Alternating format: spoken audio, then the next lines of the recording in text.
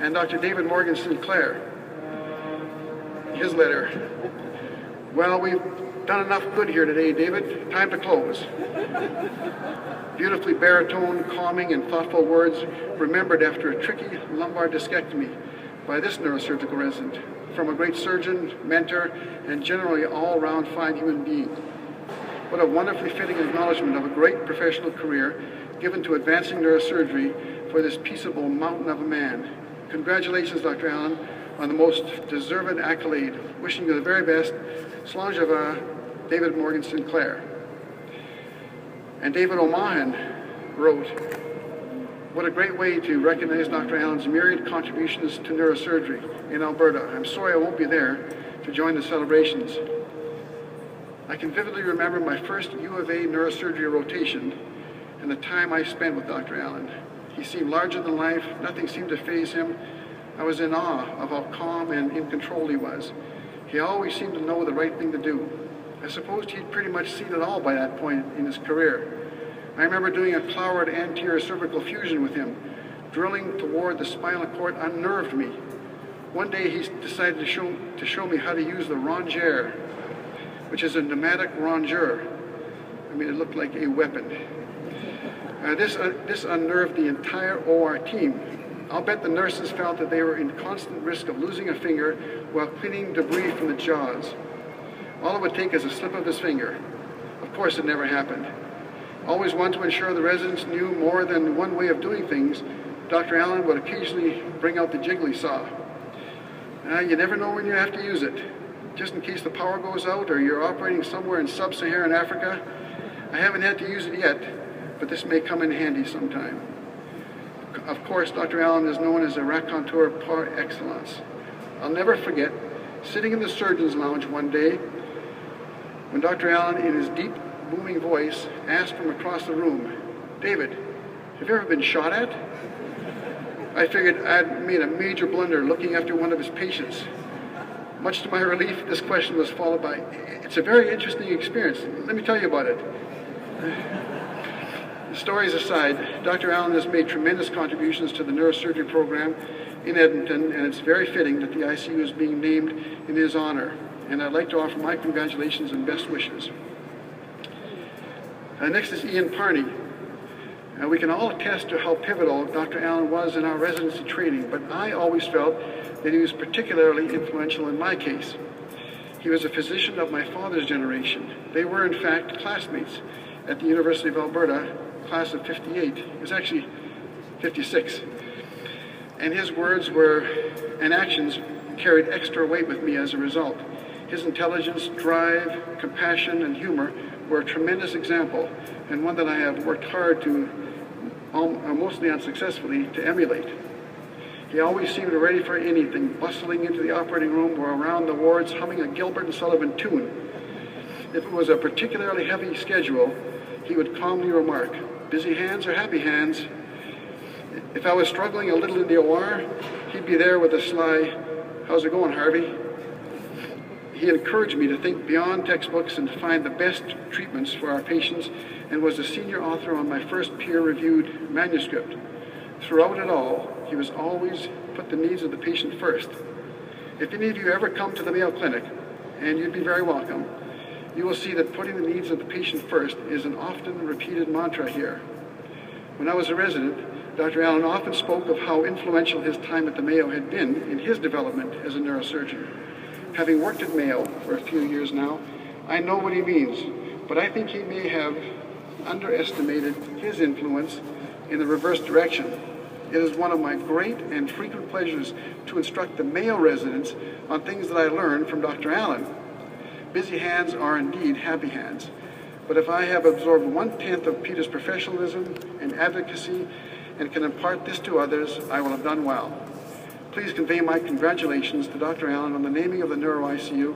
It's well-deserved and a great acknowledgement of one of the best neurosurgeons I've ever had the pleasure of knowing. With warm regards, Ian Parney. Well, Dr. Allen, we're just about to build a new neurosurgical intensive care unit. We're very excited about it. It'll be on the 5th floor. We're looking at a whole neurosciences center, a brain center, and the new neurosciences unit will also be inspired by you and will carry your name. PBR Allen, a name known to many, stands for Peter Baker Roderick Allen, one of Alberta's first homegrown neurosurgeons. Born in the mining town Wayne, Alberta, which is now a ghost town in the Badlands of Alberta. Is that true? It's completely a ghost town in the Badlands of Alberta. In 1932, Peter grew up in Coleman, located in Alberta's Rocky Mountains near the Crow's Nest Pass, another coal town, underground miner being Peter's father's line of work. Peter, an outstanding student inspired by his town's doctor and surgeon, pursued high ambitions and attended the University of Alberta, graduating with a BSc in 1954 and MD in 1956. Every summer, however, found Peter back in the mines in the Crow's Nest, working heavy equipment and earning his tuition. Peter interned in Edmonton and began his surgical training at the University of Alberta, winning the Royal College of Surgeons' coveted Medal of Surgery in 1958. For work done on portal cirrhosis and ascites. Peter's plan had always been to return to Crow's Nest as a town doctor and surgeon. But the chief surgeon at the University Hospital, Walter Mackenzie, had another idea. Under the mentorship of Guy Morton, Peter finished his basic training in neurosurgery in Edmonton in 1960. Peter followed the advice of his bosses, pursuing a fellowship in neurosurgery at the famed Mayo Clinic under Dr. J. Grafton Love, returning to Edmonton to start his neurosurgical practice at the University of Alberta in 1963, joining Guy Morton and Tom Speakman. Dr. Allen remained at the University Hospital until retirement in 2001. During the intervening 38 years, Dr. Allen accomplished much.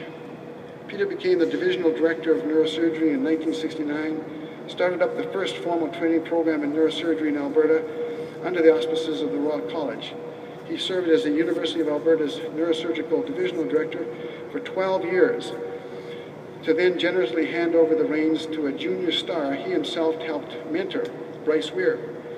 In the meantime, Peter served as president at the Alberta and then the Canadian Neurosurgical Societies, and was an examiner and then chairman of the examination committee in neurosurgery for the Royal College of Canada. National responsibilities aside, Peter was and is highly regarded surgeon on his own right, in his own turf. Wise, calm, and always cheerful, a good listener, Peter was an outstanding vice president medical at the University Hospital during his tenure up until 1990. During that time, the Walter Mackenzie Health Sciences Center was built, and Peter, as a member of the hospital board, was instrumental in ensuring that a modern and fully equipped neurosurgical intensive care unit was part of the plan. Perhaps Peter's greatest legacy was his own outstanding surgical and clinical service in neurosurgery. A surgeon's surgeon, Peter was a master in the operating room and a superb surgical instructor. His judgment was legendary and his rapport with colleagues, residents, nurses, patients, families unequaled. Everyone loved Dr. Peter Allen. And those of us still in the trenches live with that constant reminder when his old patients come for a follow-up visit. An equal legacy for Peter is his family, a neurosurgeon looking after most of Northern Alberta's neurosurgical patients, the first provincial neurosurgical training program, and with large university, regional, provincial, and national responsibilities for a still young surgical specialty, Peter still managed to be the consummate family man who, along with his wife Barbara, raised a happy and successful family of 4 children. Peter's retirement has been about as busy as his neurosurgical life, with interests in the history of medicine and more recently as chairman of the Alberta's Criminal Injuries Review Board, along with long-awaited travels abroad and grandchildren to love. I think you missed the airplane in that list, building the airplane in that list. Peter Allen would insist that he was simply lucky to have accomplished so much from humble beginnings. It was Alberta and our university that was lucky to have raised, trained, put to work, and known a man like Peter Allen. He should be honored. If he likes it or not, there would be no more fitting tribute than to name the intensive care unit which he helped build after the man himself. That was Max Finley.